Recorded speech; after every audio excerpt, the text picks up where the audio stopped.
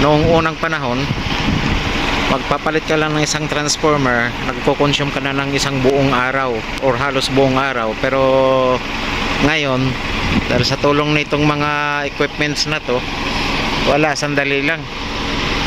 Wala pa nga isang oras tapos na nila yung isang transformer na ikabit. Oh.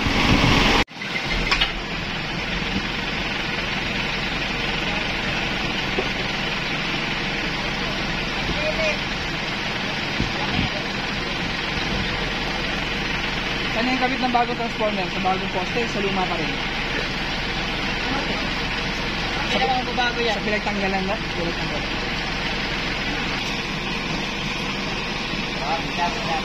Yan.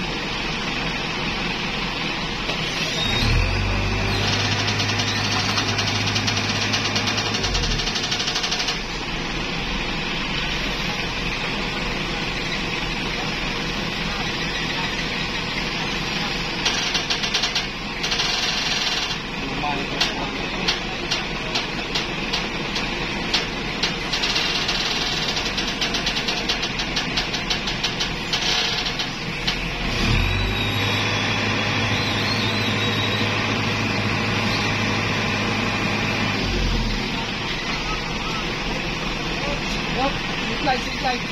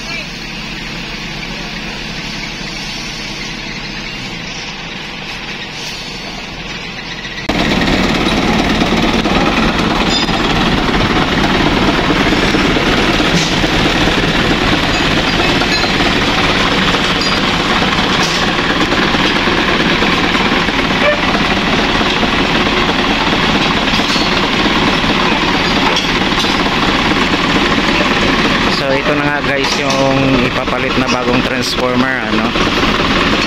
So ayun sa nakausap natin, ito mga ganitong klaseng transformers is nag-automatic shut off to pagka nagkakaroon ng overload or sobrang paggamit ng kuryente sa particular sa isang lugar. Dagdag pa nung nakausap natin, nagbi-blink or nagno-notify daw sa nila, sa system nila or sa office nila kung sobra-sobra yung gamit ng kuryente, dahil nag-trigger or nag-shut off daw yung mga ganyang klaseng transformer. Auto shut off, sabi nga nila.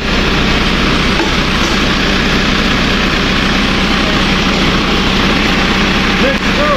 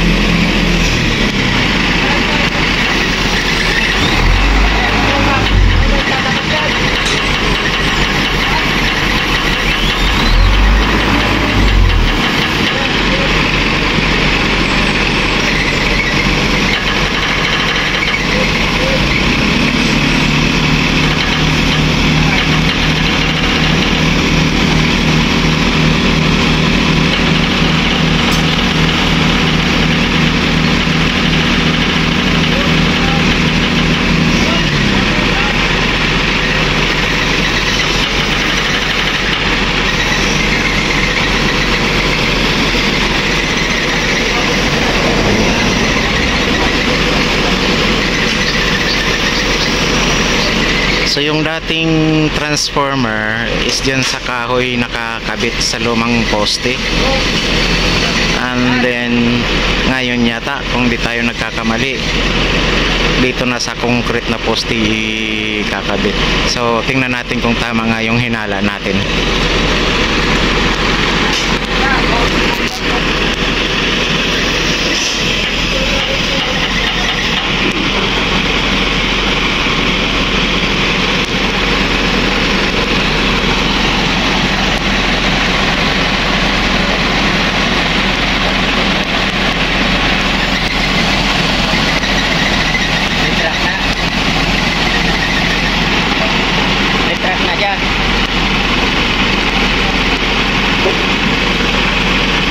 Tama ba ako sa concrete na poste na ikakabit yan?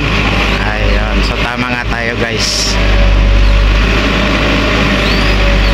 Ayan, magkakaigay bang tira i-retract.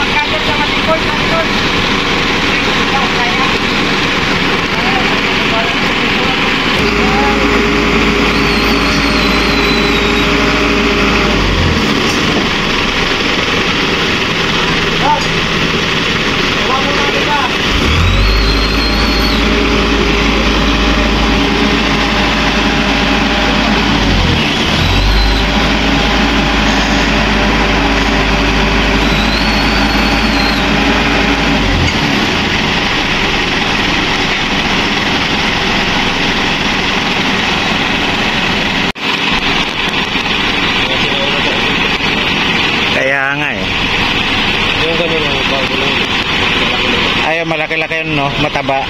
Ito, sinabi na yun, kapsabi na yun. Oo.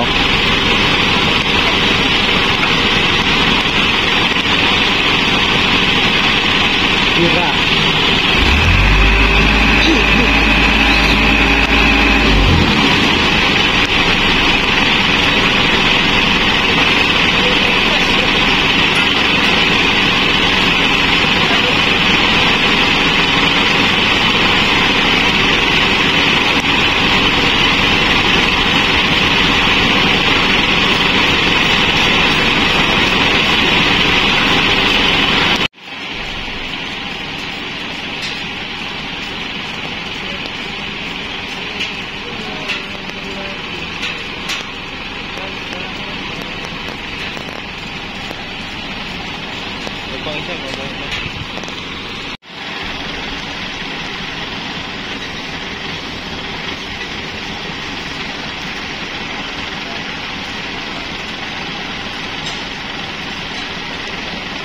Siguro mga ano rin yan, 30 years.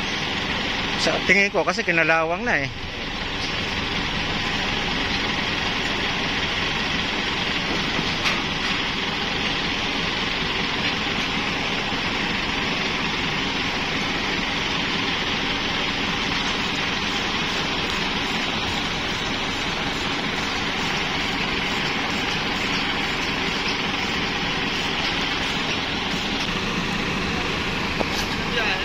Ha? Wala eh. Kumuha ko ng ulam dun. Kanino kay Marcos? Kay Marlon. Ah. Kumuha, abisay ka pa ng, ano dyan o sa amin, laeng, Oo. ng gabi. Diyan sa inyo? Oo, sa likod.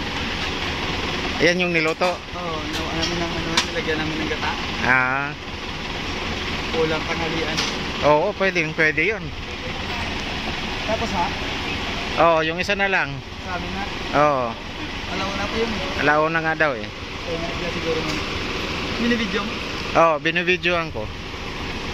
So ayan guys, tapos na yung isang transformer dito sa harap ng tinitirahan kong bahay.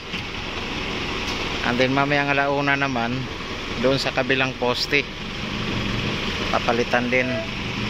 So yung isang service pahinga na. Ayan sila.